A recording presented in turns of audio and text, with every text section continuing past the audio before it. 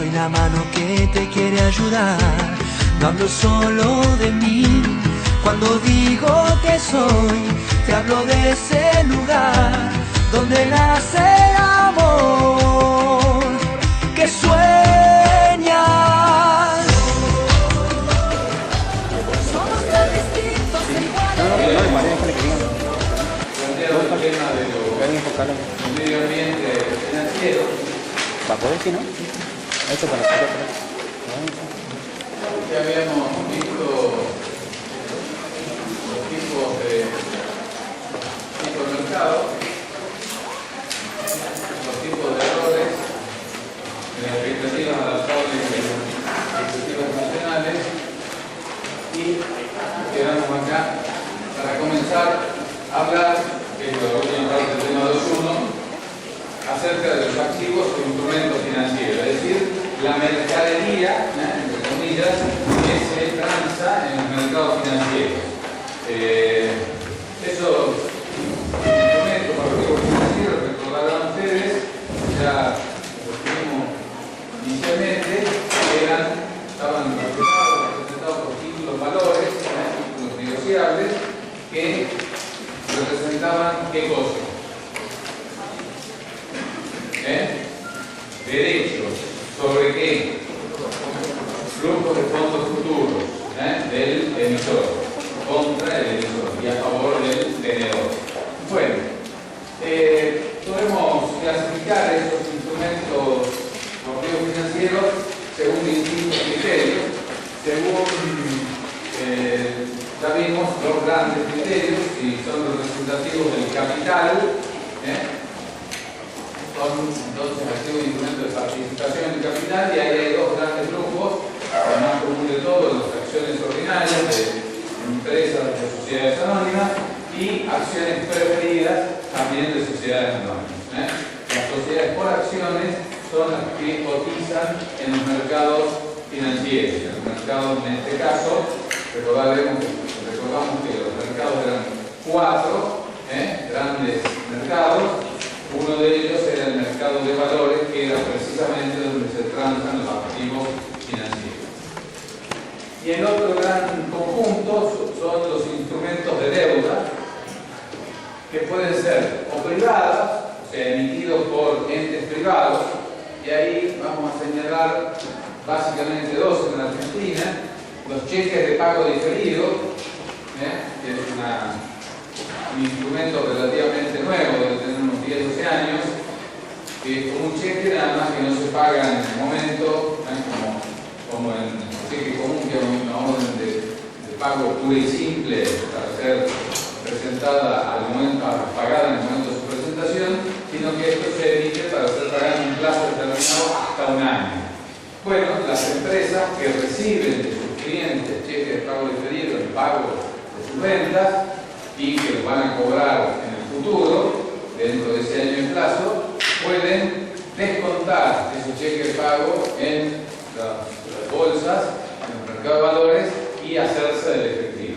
Una operación de descuento, como se hace también en el banco, como descuento de documentos o de cheques. Y lo otro es emitir obligaciones, títulos de la deuda por parte de empresas, que en la Argentina se llaman obligaciones negociables.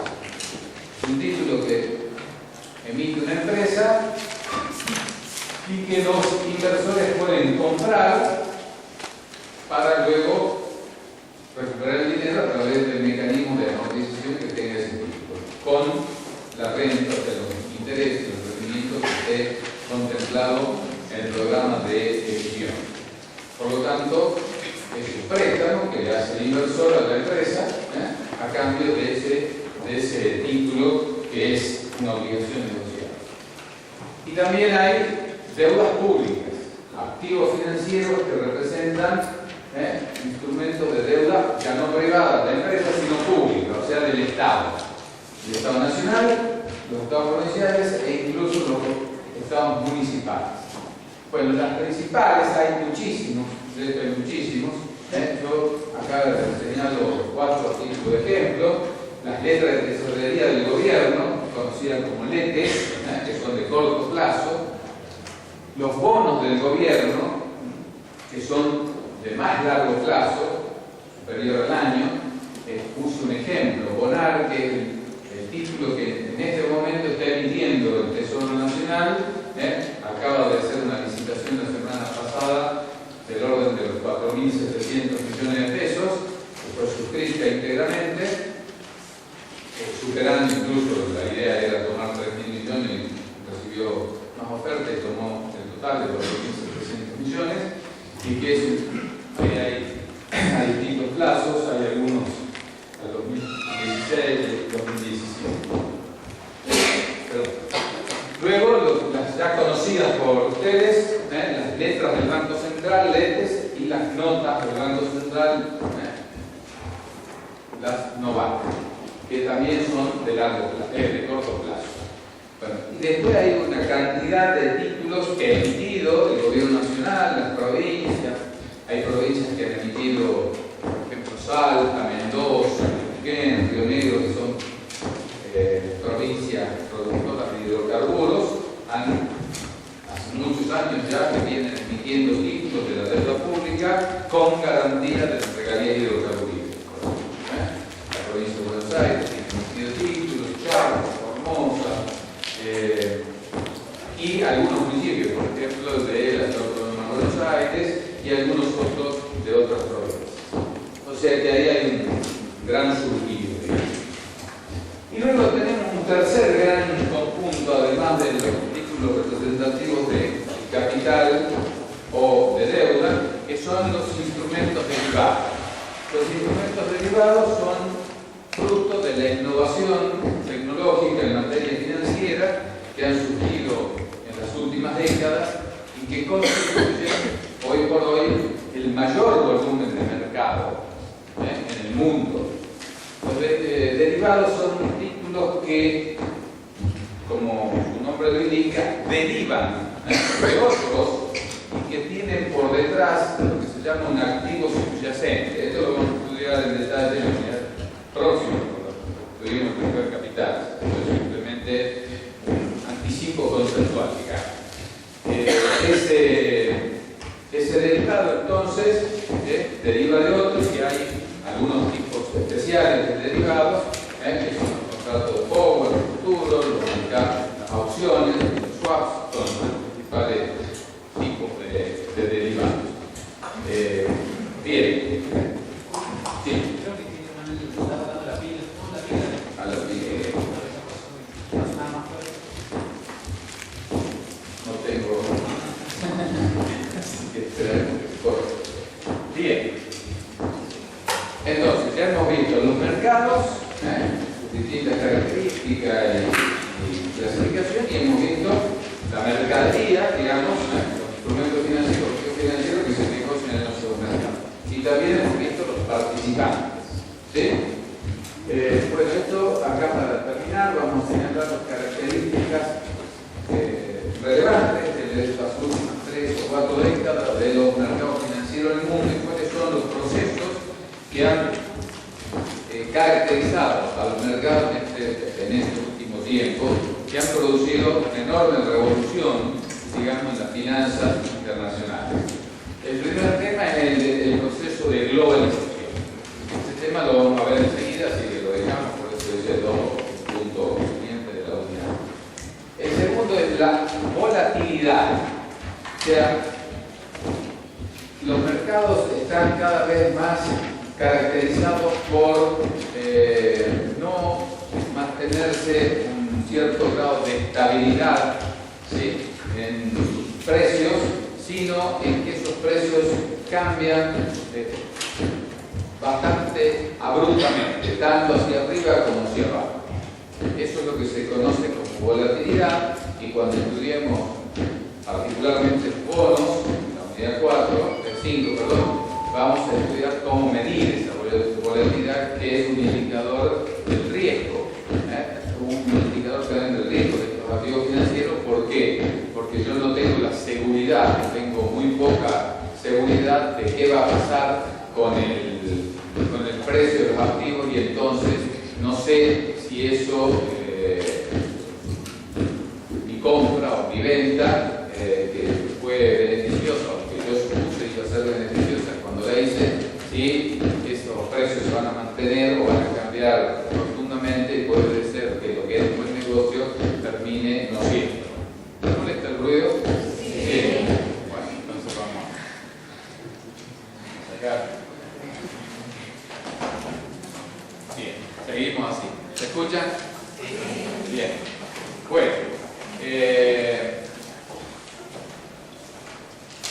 decía yo que esa innovación, las innovaciones, uno de cuyos principales ejemplos es precisamente ese tercer grupo que he citado antes, de los derivados, viene a tratar de dar respuesta a estas cuestiones que están señaladas ahí, que son las características que han tenido los mercados en estos últimos 3 o 4 décadas. Esa volatilidad que acabo de hablar, los avances en la tecnología de la información y las comunicaciones que permiten, ¿no es cierto?, hoy estar interconectados instantáneamente con cualquier lugar del mundo, cosa que antes no era posible. La gran competencia que se incrementa permanentemente entre los intermediarios financieros, cada vez hay más intermediarios financieros y al haber más aumenta la competencia, a pesar de los procesos también de concentración. Después vamos a ver algunas cifras en el tema siguiente que muestran cómo algunos de estos grandes intermediarios financieros tienen posiciones dominantes del mercado, pero así todo la competencia va increciendo.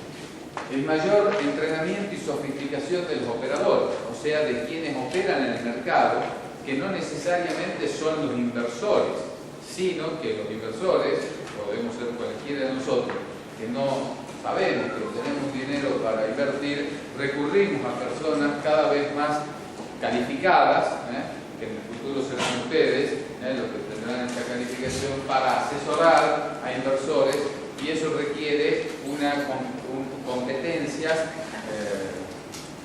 importantes, actualizadas, sofisticadas, manejo de herramientas, algunas de las cuales nosotros en este curso vamos a mostrar y ustedes van a conocer, y de incluso sistemas computacionales, aprovechando justamente ese progreso en la tecnología de la información y computación, que hace que esto ya haya dejado de ser un negocio simplemente de olfato, como quizás un siglo podía ser, ¿no es cierto?, 50 años atrás, en donde quienes operaban en el mercado los que tenían olfato a los negocios. Esto se ha sofisticado mucho y hoy hay mucha tecnología, no solo tecnología dura, sino tecnología blanda y conocimientos financieros necesarios para poder operar con éxito en el mercado.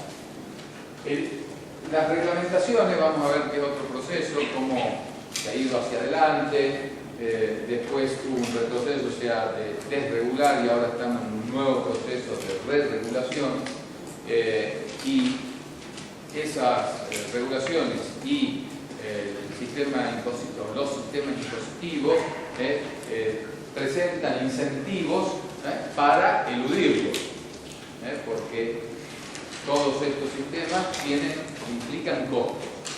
Y entonces, cuanto más altos sean los costos provenientes de la regulación y de la tributación, más incentivo hay para eludirlo, porque el premio, digamos, o sea, el ahorro por evitarlo es más grande.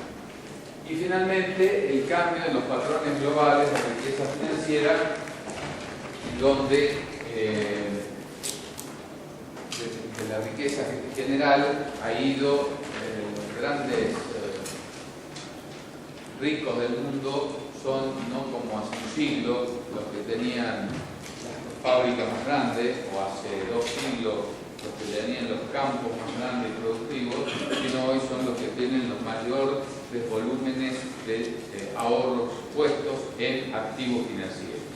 Entonces, este cambio también contribuye a que esta revolución creciente que se va dando en los mercados financieros.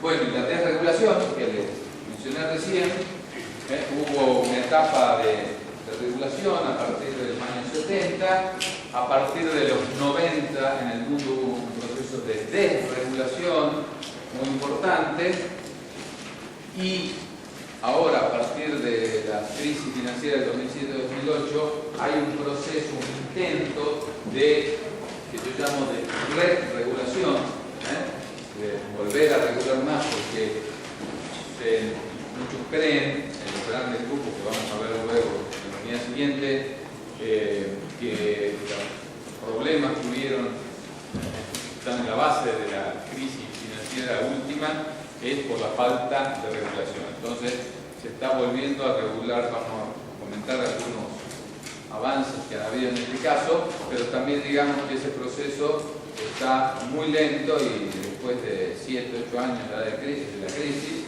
en realidad han habido relativamente pocos avances en esta materia de regulación.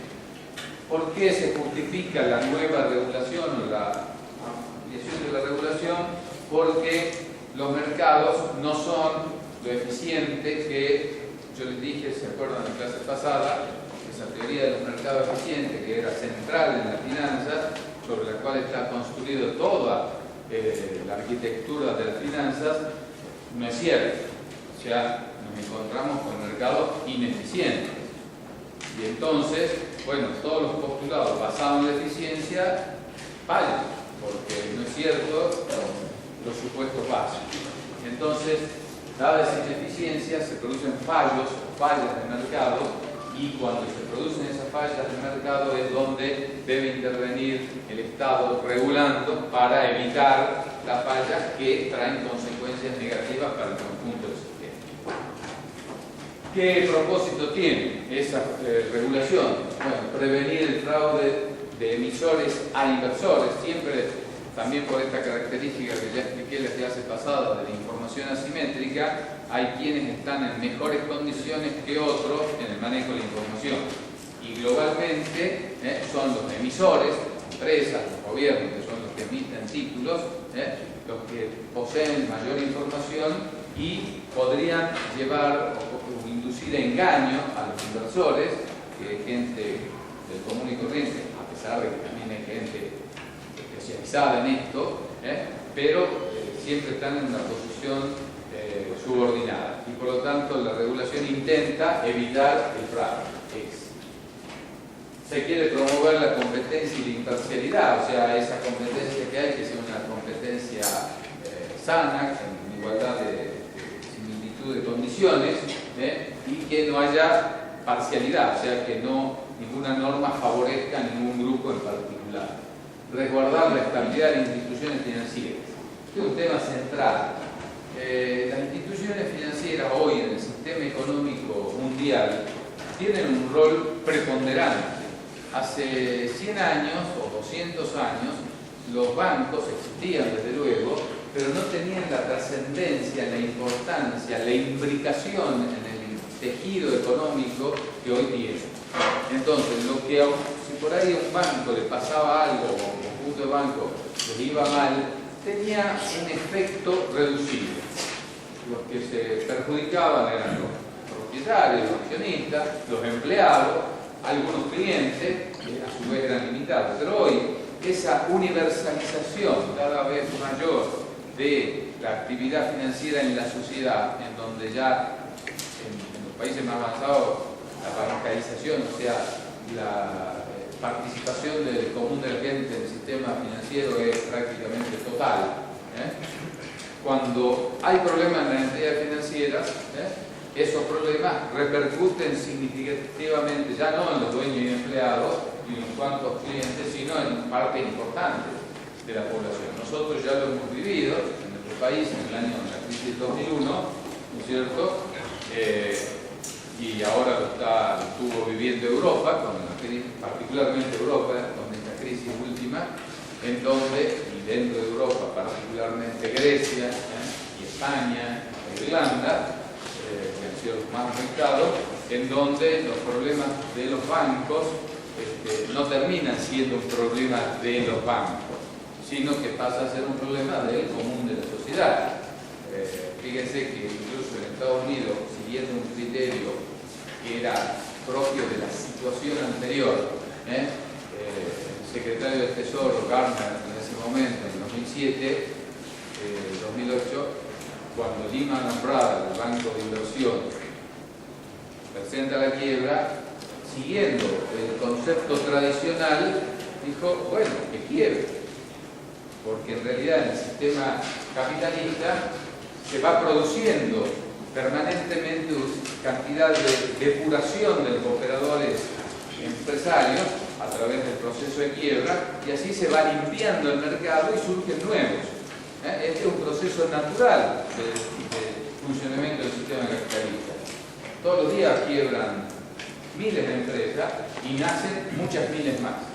Eso es la dinámica del sistema. Ahora, cuando esas empresas tienen ramificaciones en la sociedad tan importantes, ya la cosa no es lo mismo decir, bueno, cerró la panadería aquella, mala suerte, ya se van a abrir dos nuevos.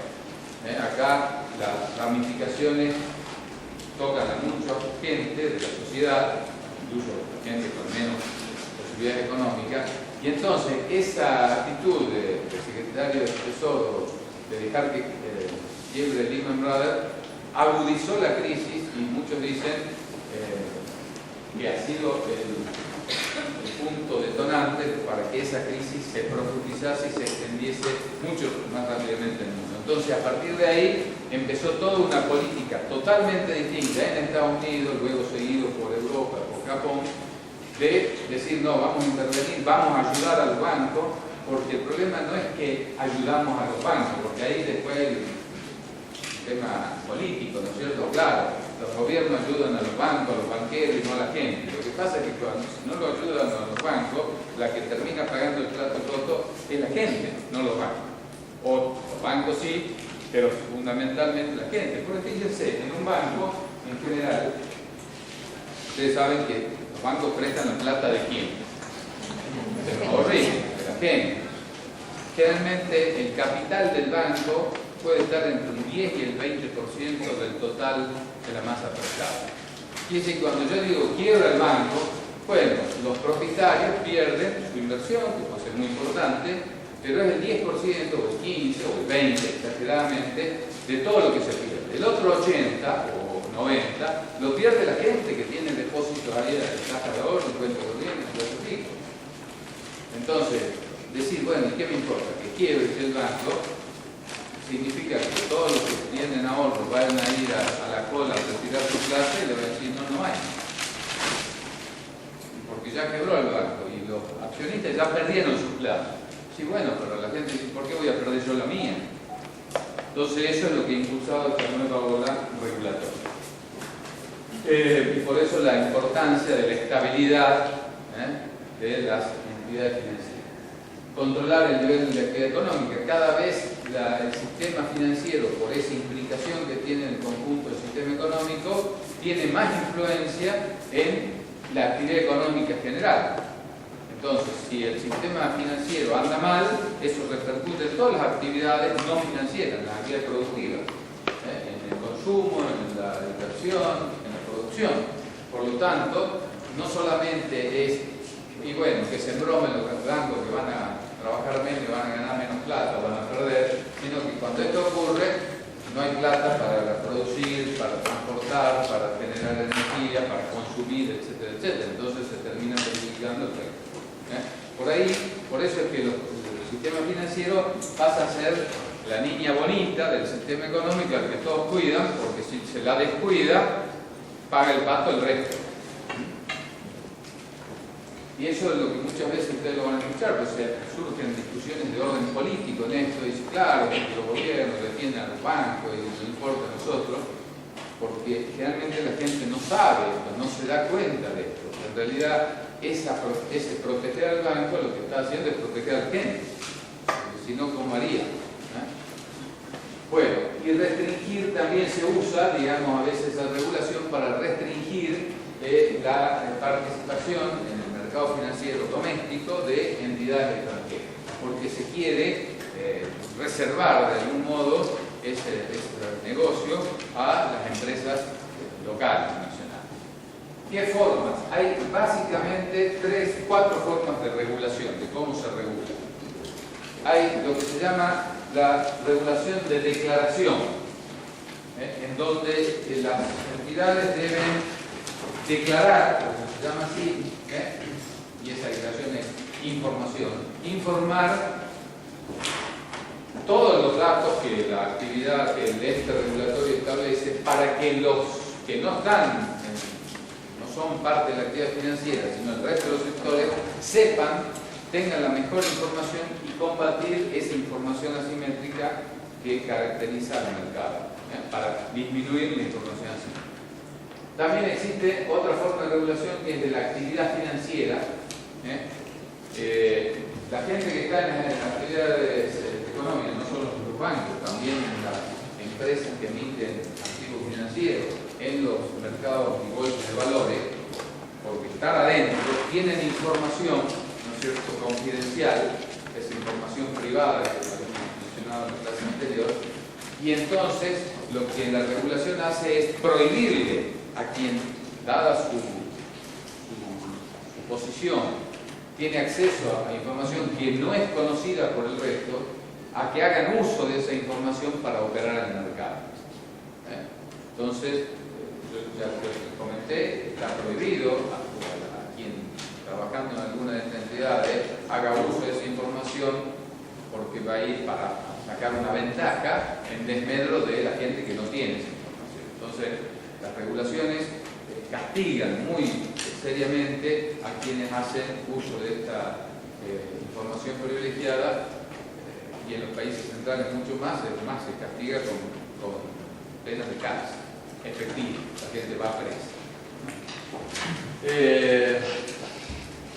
Bueno, hay una vieja película, pero muy interesante, por ahí la pueden ver en un fin de semana, ahora se puede ver sin ir al cine, buscando en YouTube, ¿no es cierto?, que se llama Wall Street,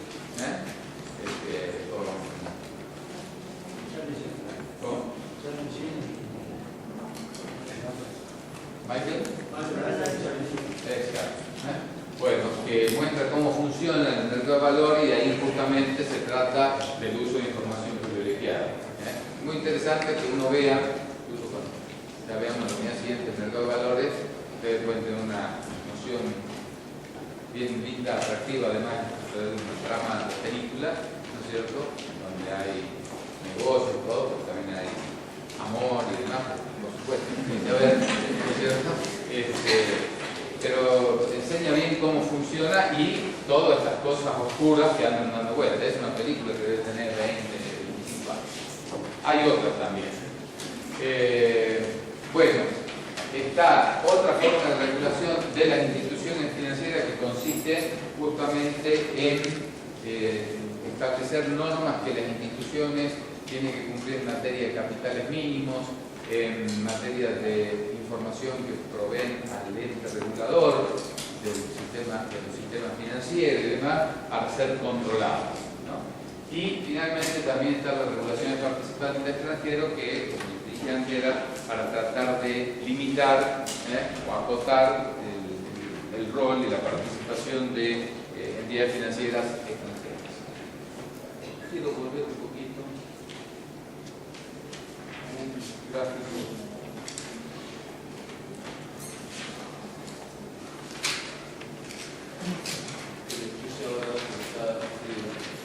Bueno, dos gráficos. Son los mercados que habíamos visto, el sistema financiero integrado por 4 mercados, y simplemente para rescatar el punto central que tiene lo que ya habíamos hablado, la tasa de interés. Está en el centro de todos los mercados financieros, como para que tengamos. Bueno, esto que agregué, que implica justamente esta importancia y trascendencia que tienen los sistemas financieros, el desarrollo financiero, el crecimiento y desarrollo económico, la relación entre el desarrollo financiero y el desarrollo económico. Y acá hay dos conceptos: profundidad y estructura financiera. Se entiende por profundidad la relación o proporción que hay entre los activos financieros totales que tienen las entidades financieras, masas en conjunto en la economía, en relación al producto bruto. Cuanto más alta es la proporción, hay más profundidad financiera. O sea, quiere decir que el sistema financiero está más metido en el sistema económico global y tiene más repercusión en lo que le pasa al sistema financiero. Al sistema económico general, cuando le pase algo al sistema financiero. Está asociado también con mayores niveles de productividad y de renta per cápita. ¿Por qué? Porque el sistema financiero, al ser este facilitador de los flujos de de dinero, ¿no es cierto?, entre las unidades superavitarias y las unidades digitales, que les sobra plata, o sea, tienen ahorro, y los que necesitan plata para invertir, hace que se puedan aprovechar mejor la oportunidad de inversión, que no haya dinero ocioso en el sistema, y por lo tanto eso aumenta la producción, y si aumenta la producción y la población la misma, aumenta la renta per cápita. El otro concepto es el de estructura financiera, también más avanzada, que significa el desplazamiento del capital de bancos e intermediarios no financieros, IFNB, y de ambos hacia los mercados de valores. Lo original en el sistema financiero, lo primero que nacieron son los bancos, digamos, como importancia. Después aparecieron esto que llamamos entidades financieras no bancarias, ¿sí? IFNB, y en realidad esto, podemos decir que esto nació acá, los mercados de valores, ¿sí?, en el tiempo, ¿no? Pero, digamos, todo el grueso de la operatoria estuvo acá. Esto después se desplazó a otras entidades financieras no bancarias. ¿Cuáles? ¿Ustedes conocen alguna entidad financiera no bancaria o no? Son pocos observadores. Esta calle está llena. Efectivo ya, planta ya, cash, no sé cómo más se llama. Todas esas que están acá entre la Real y el Balcarce, en el Cochea, todas esas entidades financieras no son bancos, pero son entidades financieras, las mutuales, esos que aparecen. Después vamos a ver eso que ustedes miran en el diario, que dice préstamo en el acto, en efectivo, traiga su documento, qué sé yo. Esos también son entidades financieras, y no son bancos. Esas son las que yo llamo, incluso otras que ni siquiera dice, alguna dice préstamo ya local 4, galería, no sé qué. Y otra dice préstamo y tiene un número de celular. Esas son las cuevas financieras virtuales. Ni siquiera existen físicamente, no hay un escritorio, digamos, donde uno va. Ustedes llaman por teléfono y dicen, necesito 5.000 pesos. Bueno, ¿dónde está? En tal parte. Bueno, esto se devuelve de tal forma, ¿no? Después vamos a comentar los intereses cuando veamos el tema de financiación. Nosotros llevamos un trabajo de investigación en el cátedra ya hace 4 o 5 años sobre ese tema, precisamente acá en San Pedro de Jujuy. Y bueno, viene un chico en una moto o a pie o una señorita, no importa, y si usted que quería 5.000 pesos, a ver el documento, bueno, a ver una tarjeta de crédito o no sé qué, bueno, viene una carta, toma los 5.000, chao, hasta luego. Se paga, qué sé yo, una vez por semana 200 pesos o una vez por día. ¿Y dónde van a pagar? No, yo vengo a cobrar todos los días, paso y te cobro. Bueno, esas son las entidades financieras no bancarias. Hay muchos tipos, desde esos grandes locales que tenemos acá hasta eso. Entonces hay mucho negocio, digamos, financiero que hoy está canalizado hacia acá. Y eso significa una mayor también una estructura financiera más avanzada, porque ya no está contenido solo los bancos. Pero a su vez, el ideal es que en realidad eso después pase a los mercados, a las bolsas, los mercados de valores, que sí ya son instituciones de nuevo formales, igual que los bancos, mucho más formales que estas otras. Bueno, se supone que un proceso de desarrollo financiero hace, bueno, nosotros estamos atacando, porque en Argentina esto es mínimo, ¿sí? En otros países no, el volumen de los mercados es muy grande. Bueno, y acá hay después una estadística, desarrollo financiero en el mundo por grupos de renta en la década del 90, tiene 20 años atrás, pero es significativo, ¿no? Bueno, esto es porcentaje, capitalización de activos como porcentaje del Producto Bruto. Está clasificado por países de renta alta, de renta media alta, de renta media baja y países de renta baja, pueden ser el Banco Mundial, con el 1. Y esta es la proporción que los activos financieros en esos países de cada uno de los tipos de instituciones, de bancos, de instituciones financieras no bancarias, de mercado de valores. En otros países las instituciones financieras no bancarias ejemplo, en los países desarrollados muy importantes son todos los que nosotros teníamos acá, hasta el 2005, creo que fue 2004, que eran las AFJP, los fondos de pensión. Acá se llaman AFJP, en el mundo se conoce como fondos de pensión, que son los ahorros de los trabajadores para sus jubilaciones. Esos son miles de billones de dólares en el mundo.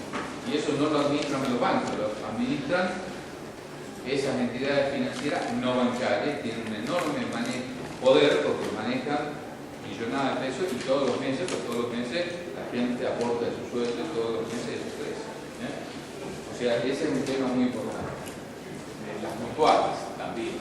Bueno, fíjense, en los países de renta alta, los bancos, los activos bancarios representan el 81%, representaban en los 90, el 81% del Producto Bruto de esos países, y a su vez son los productos brutos más grandes del mundo, que son los países de renta alta. Ya estamos hablando de Estados Unidos, de la Unión Europea, de Japón. Las entidades financieras no bancarias representaban la mitad de esos, 41%, y los mercados de valores, siempre importante, fíjense, más chico que esto, 33%. En los países de renta media alta, que no son los países centrales, sino son los que siguen, nosotros estábamos entre estos dos, ¿no? Pero fíjense, ya los bancos es la mitad, 40 de lo que hay allá, esto es 21, la mitad, y los mercados de valores ya es un tercio. En los países de renta media baja, todavía es menos, y esto es, bueno, más o menos igual, ¿sí? Y en los países de renta baja, bancos, y esto casi no existe. Fíjense que, entonces, ¿cómo se ve? Que el mayor desarrollo y renta de los países, que son yendo hacia acá, significa que aumenta el valor del mercado, de los mercados de valores y de las entidades financieras, también de los bancos, por supuesto, pero acá, fíjense, el mercado de valores es la sexta parte de los bancos, acá es una vez menos, son 6 veces, acá una vez menos, o sea, esto es muchísimo más que esto, ¿sí? Bueno, eso para que tengan una idea de la situación financiera mundial. Bueno, estos otros que ya lo vimos. Bueno, vamos a ver ahora el segundo punto del programa, que es el proceso de globalización y el proceso de globalización financiera, que es uno de los 3 fenómenos que vimos: globalización, innovación y desregulación o re-regulación. Vamos a ver este, que es el más importante y el original, digamos, podríamos decir así, que genera todo esto. Y vamos a ver también de ahí, después, el siguiente punto del sistema financiero internacional, cómo se combina. Bueno, acá vamos a estudiar eso, el proceso de globalización y la globalización financiera, su historia, sus antecedentes, y después vamos a ver los sistemas financieros de distintos tipos: global, regional, nacional, local, la arquitectura financiera, internacional, regional, integrantes, sus roles. Vamos a comentar la justicia financiera, y los grupos de países y los paraísos fiscales.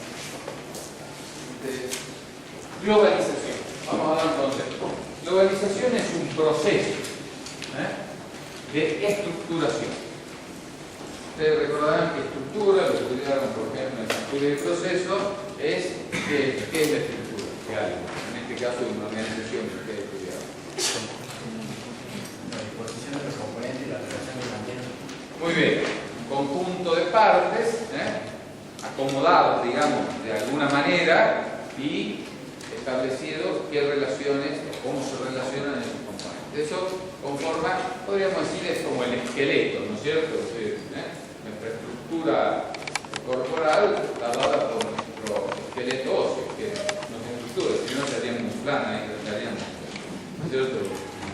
Gelatina, no son una gelatina, te agarran una ameba, o que alguna vez se han ido al mar, en agua viva, que es como gelatina que no tiene forma, se forma de distintas formas. Bueno, no tiene una estructura. Nosotros estamos más o menos normalitos, uno más desarmado que otro menos, pero porque tenemos una cierta estructura. ¿Sí? Bien, entonces la globalización es un proceso que produce una estructura. O sea, que va produciendo partes y relaciones estructurales entre esas partes. Y la globalidad es la resultante de ese proceso de globalización. O sea, es una estructura determinada en un momento de tiempo determinado. Es la forma actual, y hoy decimos cuál es la globalidad hoy, es la forma actual que tiene la estructura social producida por el proceso de globalización que condujo a esa globalidad. Y que, como la globalización es continua, la globalidad va cambiando permanentemente. ¿Sí? Bien. ¿Qué implica ese proceso de globalización? Implica, esto es importante, profundas transformaciones estructurales en los 4 sistemas, digamos, 4 aspectos del sistema social. La estructura material, o sea, la relación de las cosas, ¿no? Que tiene que ver con el modo de producción y de distribución de los excedentes. Cómo se organiza la producción, distintos ámbitos, agrícola, minero, ganadero, forestal, industrial, de servicios, etc. Y cómo se distribuyen los excedentes de esa producción. La estructura social. ¿Quiénes son las personas que actúan y cómo se estratifican por niveles de ingreso, nivel sociocultural, de clase, etc.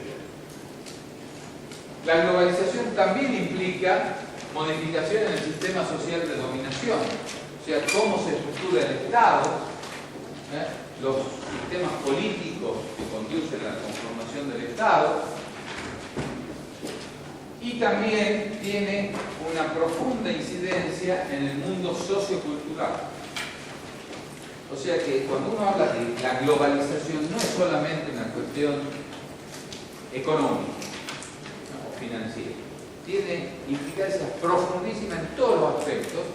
Y fíjense que la más importante, y no porque esté al final, es la menos, es la más importante de la sociocultural, porque significa normas, valores, costumbres, ideologías, cosmovisiones, pautas culturales. Esto que se transmite a través de los medios de comunicación y demás, y que va conformando las formas de ser, de actuar de los distintos pueblos, en donde pueblos totalmente distintos, con historias distintas, con formaciones distintas, con tradiciones distintas, terminan actuando en algunos aspectos iguales. Por ejemplo, a ver, un claro ejemplo.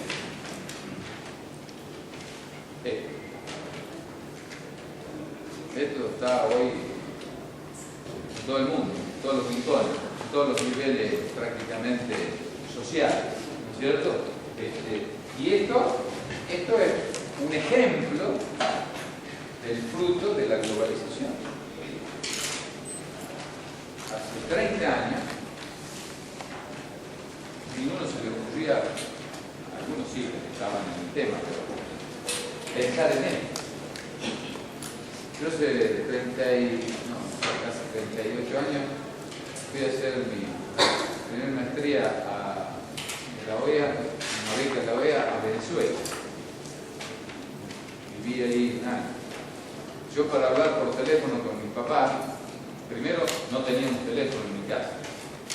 Teléfono no había. Mi papá pidió el teléfono y después de 19 años nos pusieron la línea de teléfono.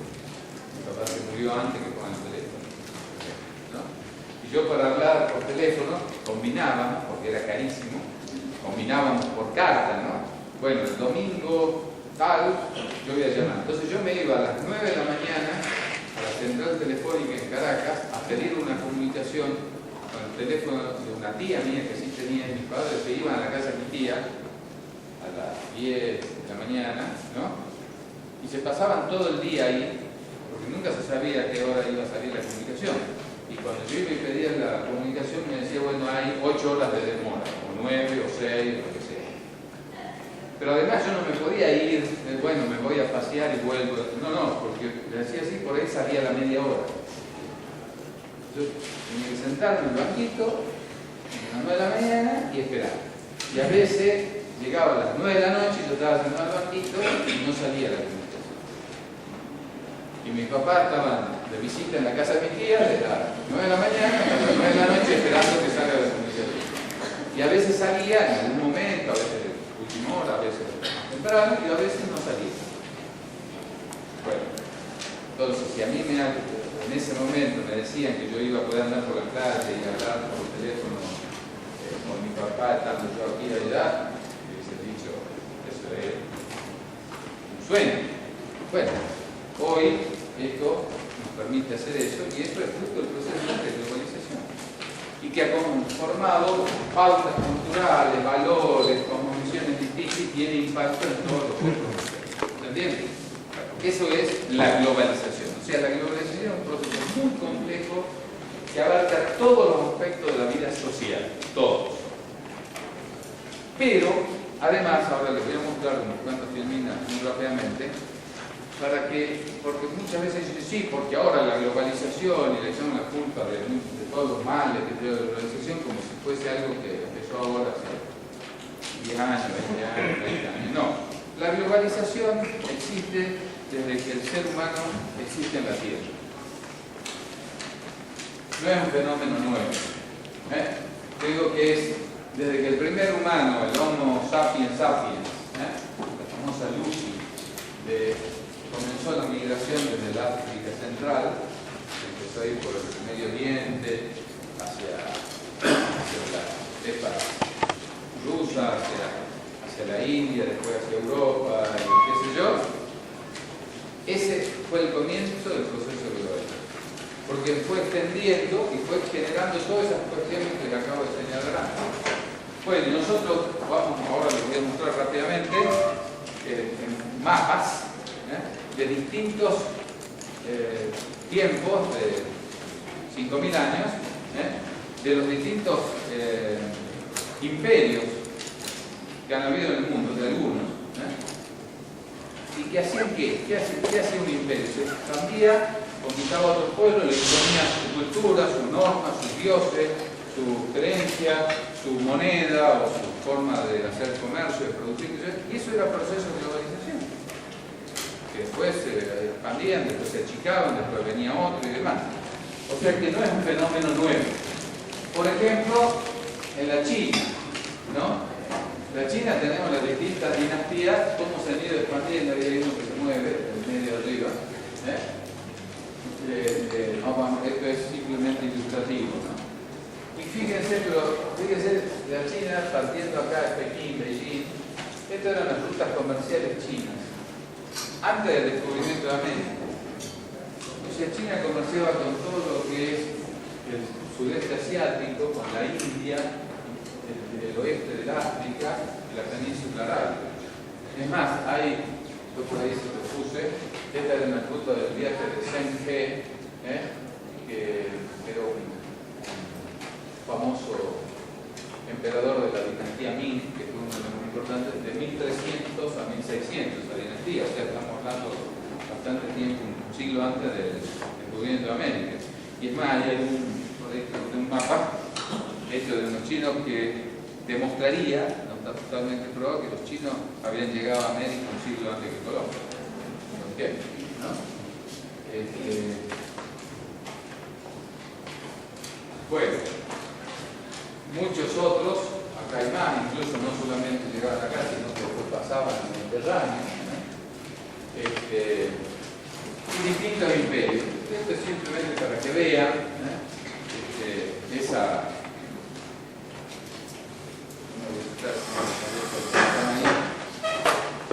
Porque esto es para que lo miren nomás.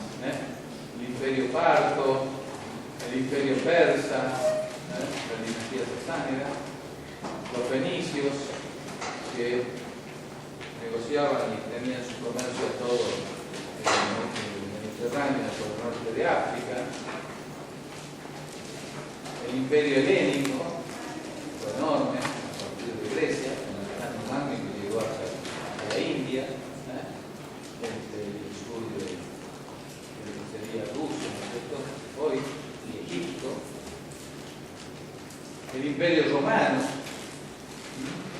del 27 a.C. al 376, 6,5 millones de kilómetros cuadrados. Y también por ahí cuando conseguí puse la bandera o el escudo que tenía en su imperio. Para que les conozcan. Bueno. Alejandro Magno tenía la estrella.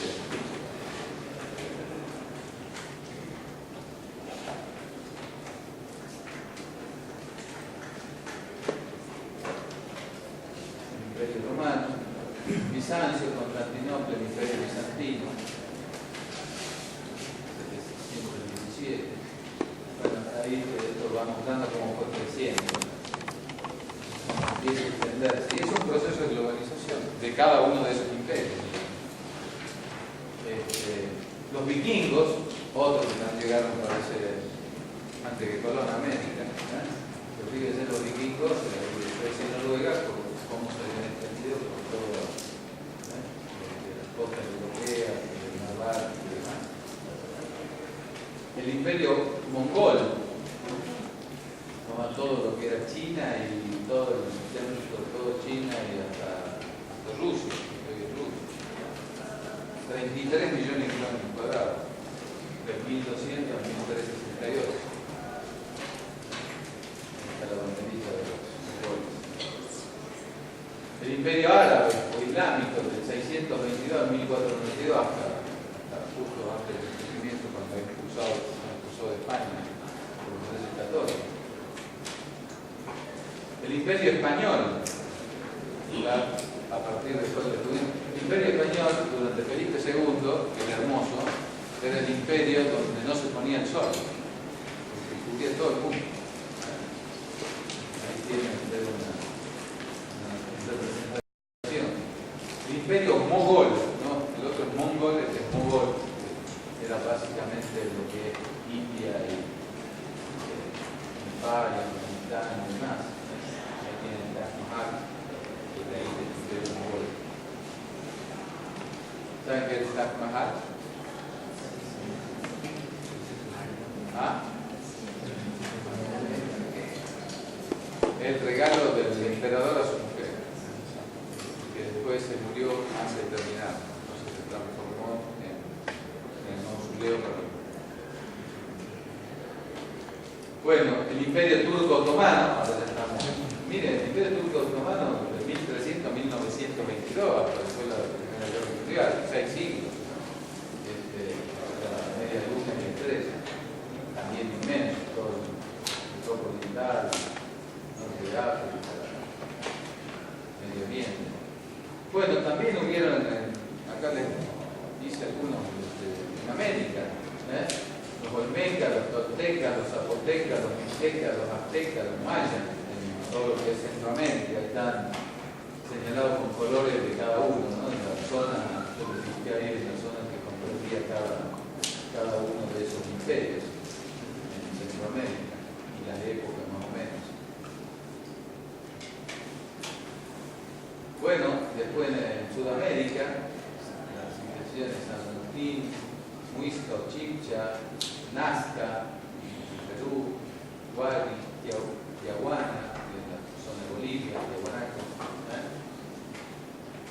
las civilizaciones aymaras, el imperio inca, conocemos un poco más cerca esto, los guaraníes, los charrúas, los mapuches. Bueno, ya llegando volviendo a Europa, el imperio napoleónico, que llegó hasta Rusia, no pudo conquistar. El imperio colonial francés, las distintas colonias que constituían el imperio colonial francés. Bueno, cada uno después lo van a ver en detalle, está 12,9 millones de kilómetros cuadrados. Les puse esos datos que son significativos. El imperio colonial inglés, 33 millones de kilómetros cuadrados en todo el mundo. Bueno, este es un mapa de los cables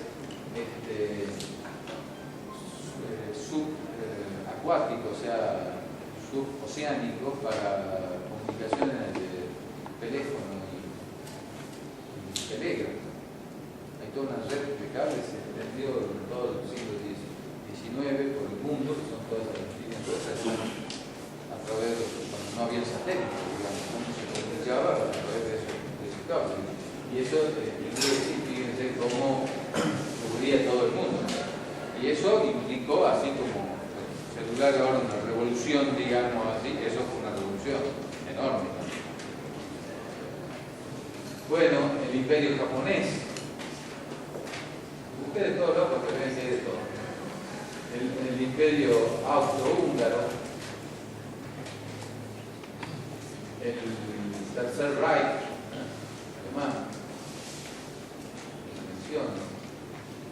cómo estaba repartida el África por los distintos imperios, por colores. Después para que lo vean en la realidad. Estados Unidos, ¿cómo se conformó? En realidad Estados Unidos empieza con 13 colonias de acá, y después Estados Unidos los otros sectores los va comprando. Por ejemplo, toda la Luisiana, que es todo esto del centro de Estados Unidos, se lo compra en 1803 a Francia. Eso era el territorio francés, le compraron, ¿no? Como le compraron a Florida, toda la Florida, a España, como le compraron esta parte a Alaska a Rusia, que era ruso, como esta parte México llegaba hasta acá, y esta parte hicieron una revolución esta que se separan de México y se incorporan como que son los estados más California, Arizona, una parte por acá de Texas, Nueva México, que son estados. California es más grande y económicamente más grande que la Argentina, para que tengamos una idea de lo que se trata, digamos.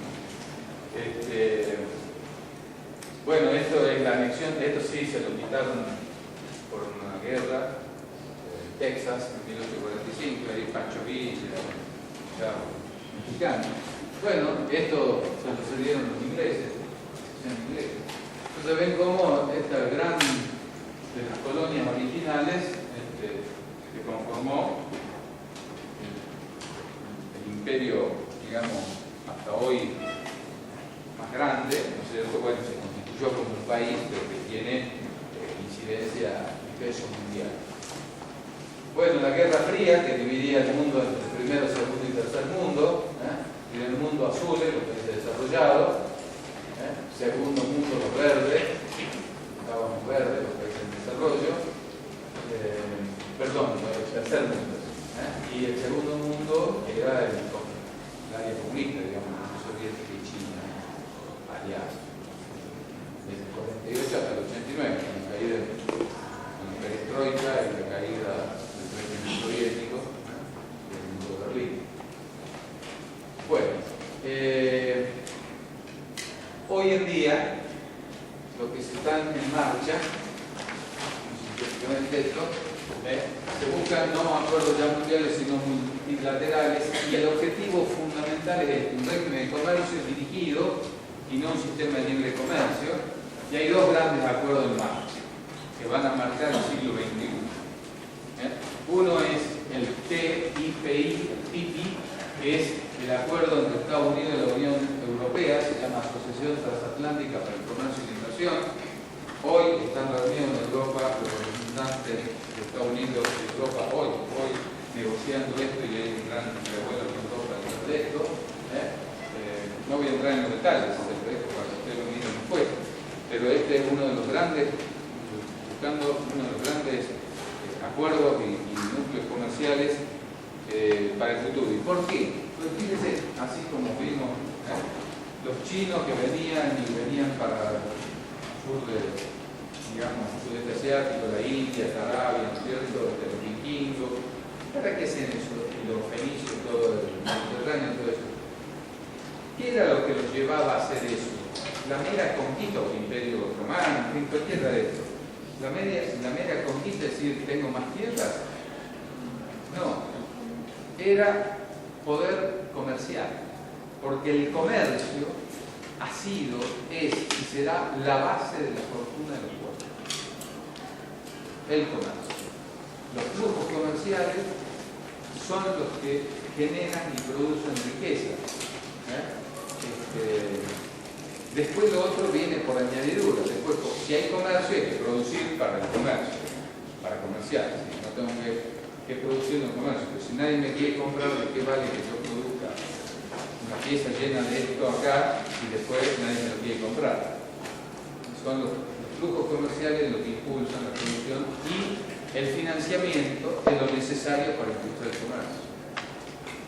Están estrechamente vinculados. Por eso, estas cosas, ¿no? Estos nuevos acuerdos en marcha o negociación son fundamentales. Fíjense que el comercio e inversiones atlánticas entre Europa y Estados Unidos asciende a 4,7 billones de dólares. Después ven cuántos ceros tienen que poner para llegar a ello. Esta propuesta alcanzaría el 30% del comercio, el 20% de las inversiones y el intercambio bilateral es de 646 mil millones de dólares anuales y esto produciría un incremento de 100 mil millones de dólares. Y el otro gran es la Asociación Estratégica Transpacífica de Asociación Económica, TPIP, entre Estados Unidos, los dos están liderados por Estados Unidos, uno Estados Unidos hacia el Atlántico, hacia donde fue el desarrollo de todos los flujos comerciales de los siglos del siglo XV en adelante hasta el XX, y ahora eso está virando hacia el Pacífico, pero Estados Unidos está en medio.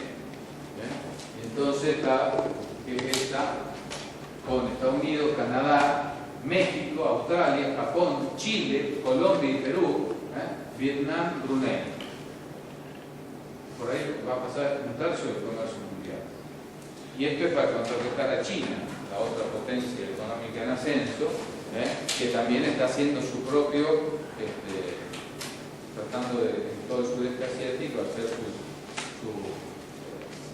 convenios de comercio, y después cuando veamos el sistema financiero van a funcionar de alguna manera. Hay una nueva ruta de la sede de la especie. La ruta de la sede fue la que hizo Marco Polo, aquel famoso comerciante y aventurero italiano que salió de Venecia y llegó a China. Y hizo los grandes a caballo, en burro y a camello, ¿no? O sea, tardaba 3 años en ir, 3 años en volver, ¿no? Pero bueno, eso favoreció mucho el comercio entre Europa y China, que eran dos mundos que estaban separados. Y hoy se está hablando de la nueva ruta de la seda, y fíjense que todas las economías del Golfo Pérsico, o sea, los países petroleros, los que tienen la plata, Dubái, todos los países del Golfo, Arabia, qué sé yo, la primera visita del nuevo monarca saudí, o sea, de Arabia Saudita, en 2006 no fue a Bush, presidente de Estados Unidos, ni a Merkel, la primera ministra alemana, sino a Hu Jintao y Wen Xiaobao, que eran el presidente y el primer ministro chino. O sea, hay toda una reconfiguración mundial en marcha que va a tener grandes consecuencias. Bueno, después sí podemos nosotros centrarnos en lo que es el proceso reciente de globalización que podemos decir nace en el 73 con la revolución producida por el alza del precio del petróleo. Hay una primera etapa desde el fin de la Segunda Guerra del 73, que es el periodo de la Pax Americana. Esto lo voy a pasar, no lo voy a detallar porque no tenemos tiempo de mostrarlo. Y luego del 73 a la fecha. Aquí sí aparece, después yo les pido que ustedes lo lean esto, ¿no? Si lo analicen y en todo caso después hagan las preguntas del caso, para que vean qué es lo que pasa. Pero acá aparece, sobre todo a partir del 73, la creciente importancia del sistema financiero. Y un nuevo modelo de organización social y productivo que se conoce como el post-COVID. Hay 3 grandes modelos: el de flexibilidad, alta productividad y bajos costos de la FIA, de productividad, calidad y alta inversión en recursos humanos y confianza recíproca, que es el modelo japonés, y alta productividad y calidad, negociación salarial, liquidez salarial y baja generalización y el modelo alemán. Son los tres modelos mundiales que conforman lo que se llama, así como el Fordismo fue Ford en adelante, acá desde esta época se conoce como el post-Fordismo, que es un modo de producción flexible, robotizada, diversificada y descentralizada. Esto es el mundo. Y nosotros, que formamos parte del mundo, a pesar de que nos pese, tenemos primero que saber qué es esto y cómo funciona, porque nosotros, en realidad, poco importa si nos gusta o no nos gusta, si estamos de acuerdo o en desacuerdo. Esto nos lleva a puesto. Y nosotros tenemos que conocerlo. ¿Y para qué conocerlo? Para conocer y cómo es la mejor forma en que nosotros nos incorporamos a ese mundo. Porque de nada vale, como un chico con berrinche, tirarse al suelo, llorar y zapatear y decir, no, yo no quiero tomar la sopa, si al final hay que tomar la sopa. ¿Sí? Entonces, el tema es cómo nos insertamos de la forma más inteligente para el mejor provecho nuestro, obviamente para vivir mejor en definitiva, ¿sí? Pero para eso hay que conocer qué es lo que pasa y cómo son las reglas de funcionamiento de esa nueva globalidad que se va construyendo día a día a partir de este proceso de globalización. Entonces, esto excede, digamos, el marco general de la actividad financiera, la excede sin duda, pero la condiciona de tal forma que profesionales de ciencia económica no pueden desconocer. Tienen que saber.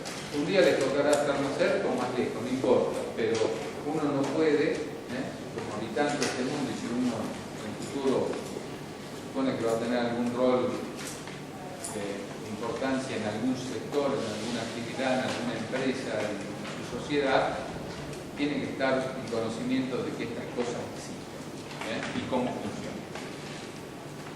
Bueno, la globalización financiera, dentro de este marco general de globalización que rápidamente pasado revista, la globalización financiera que tiene una aceleración de la tendencia expansiva del capital, creciente internacionalización de la economía, cada vez los flujos comerciales son más no adentro de un país, sino del país con los otros países, o sea, de cada país con el resto de los países del mundo.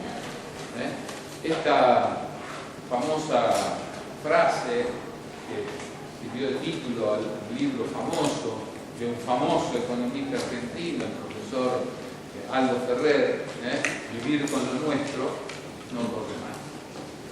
Suena muy lindo, pero el mundo no va por ahí. Esto es como ser el chico caprichoso y que nosotros damos la vuelta. Y bueno, ahí tenemos, por ejemplo, un claro ejemplo, Cuba, que durante 60 años se planteó el vivir con lo nuestro y bueno, no pudo vivir con lo suyo. Tuve la suerte de conocer Cuba y viven muy mal los cubanos, muy mal, ¿no?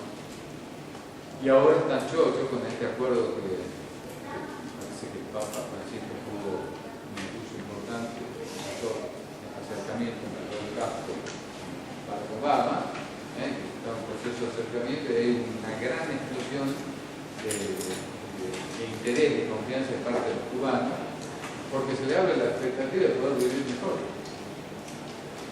Bueno, Vietnam, enemigo en la guerra en los 60 de Estados Unidos, guerra, miles de muertos de un lado y del otro, bombardeo, qué sé yo, hoy Vietnam es uno de los socios comerciales de Estados Unidos en el TPP, que les mostré recién en el Transpacífico. Y Vietnam hoy es una economía floreciente. Busquen, googleen Vietnam y vean fotos de Vietnam, de Hanoi, lo que es eso, que era una arrozales, ciudad bombardeada y depredada, y miren lo que hay en Vietnam. Y eso hace 50 años, no hace reciente. La guerra terminó en el 60. No hace 50 años.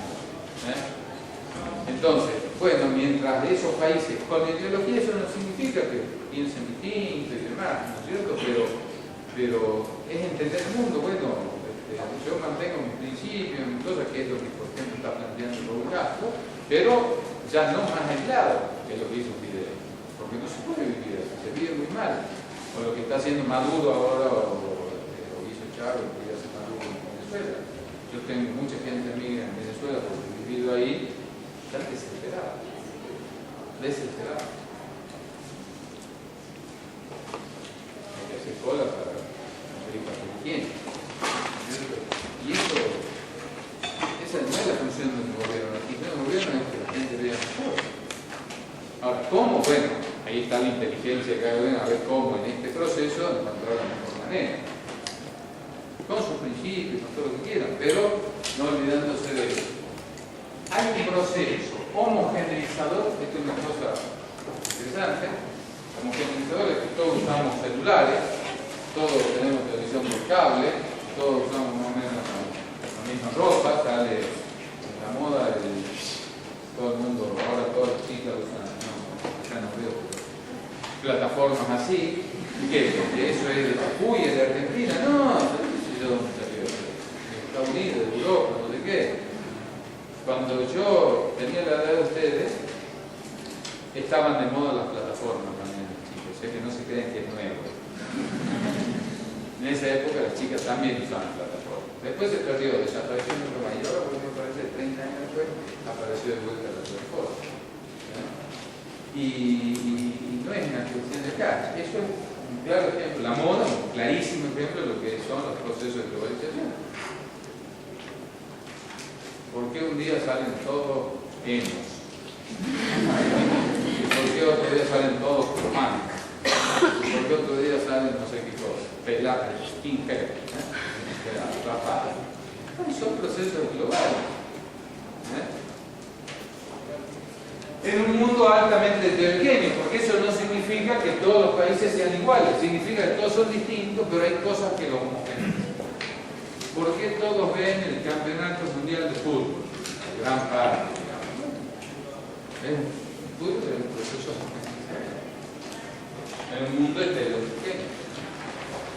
Se tiende a ir hacia un mercado mundial único. El mercado ya no soy yo acá adentro, ni siquiera mi vecinito, o sea, es el mundo.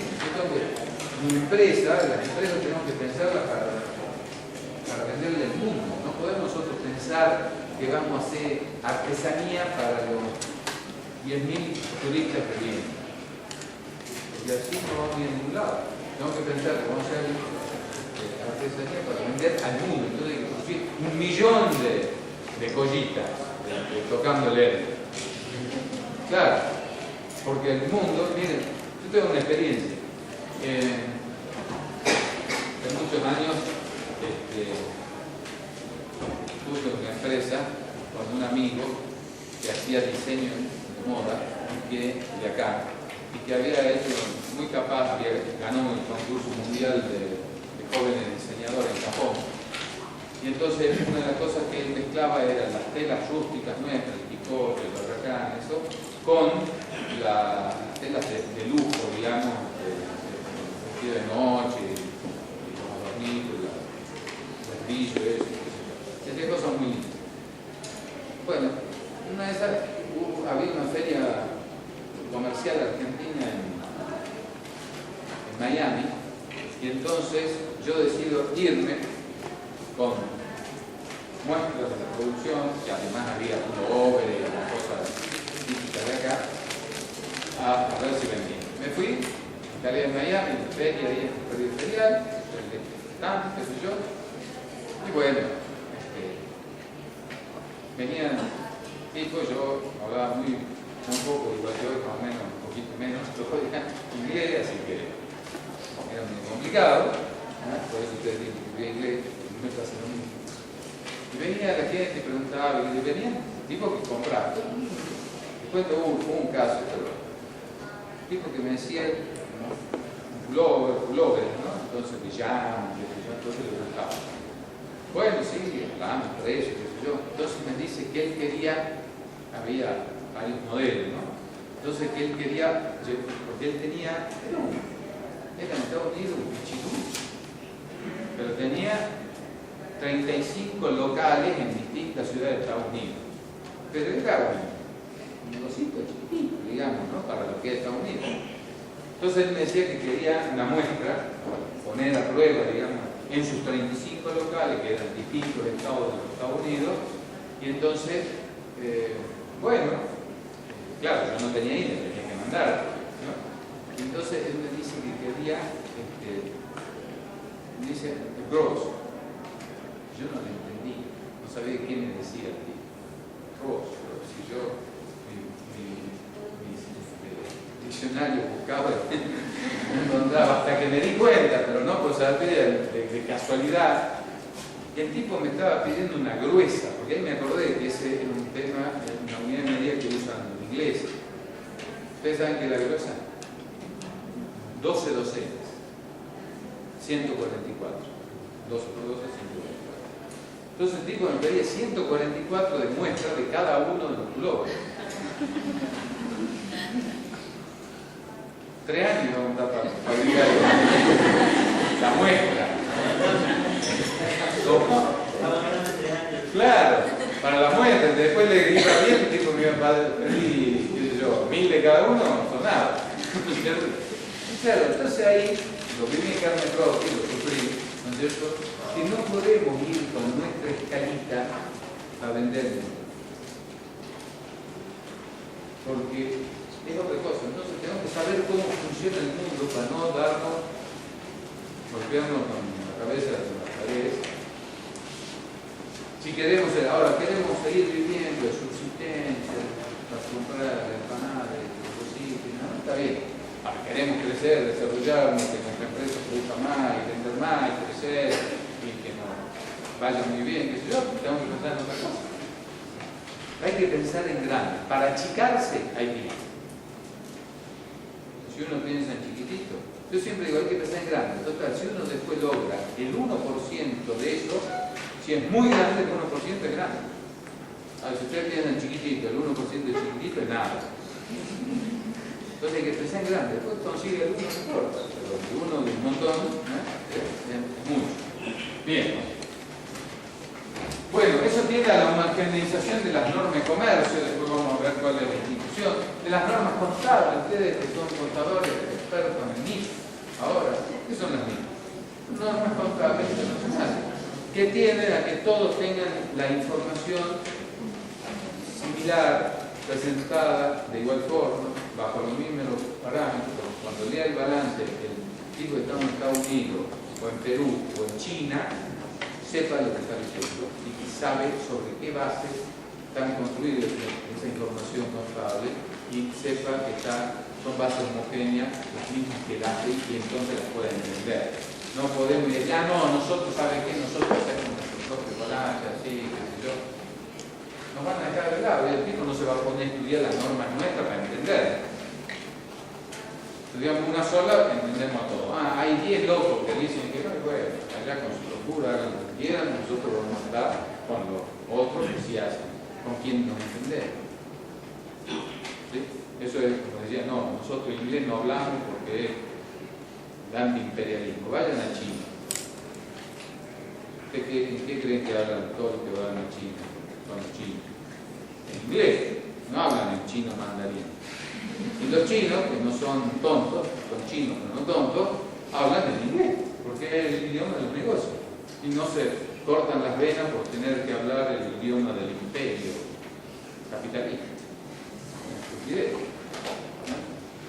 Bueno, se tiende a la liberalización del comercio y los flujos de capitales. Hay un proceso de desnacionalización de los mercados, la ley política en sentido de explotación por el individuo, integración del mercado a escala mundial, formación de bloques económicos, con lo que cité, orientado bajo la lógica de libre comercio con fin de reproducir el capital. Todas esas son características de la globalización que conducen a la globalización financiera. Predominio de la esfera financiera, importancia creciente de las empresas transnacionales. Miren, les puse en rojo esto. Un total de 1.318 corporaciones multinacionales, la mayoría de ellas financieras, acapara el 60% de los ingresos globales en el mundo.